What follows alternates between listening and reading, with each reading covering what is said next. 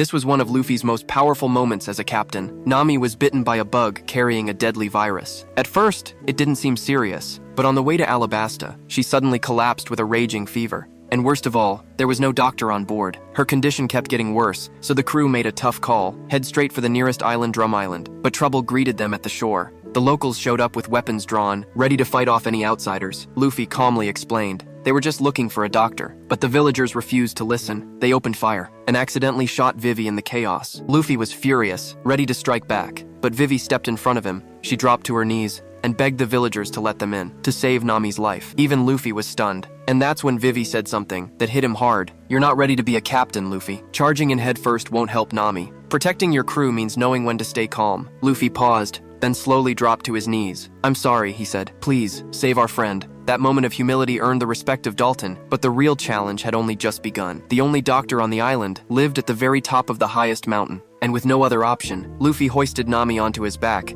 and set out with Sanji by his side. The cold was brutal. Snow reached their knees. Then, they were ambushed by Lopin rabbits, who triggered an avalanche right behind them. In a split-second decision, Sanji threw Luffy and Nami to safety, but got caught in the wave himself. Once the snow settled, Luffy found Sanji, rescued the Lupin's father along the way, and pressed on. At the base of the mountain, he carried Nami on his back, Sanji held in his mouth, and began the climb barehanded, barefoot. With every step, the wind howled louder, the cold cut deeper, his fingers cracked and bled, the pain made him scream out loud. Sanji slipped from his grasp, but Luffy caught him just in time. The closer they got to the top, the worse the storm became. At one point, he lost his grip and nearly plummeted down the slope. Blood gushed from his hands and feet, but he refused to let go. That is what it means to be a captain. When they finally reached the doctor, Luffy didn't ask for help for himself. He just looked her in the eye and said, "Please, save my friend."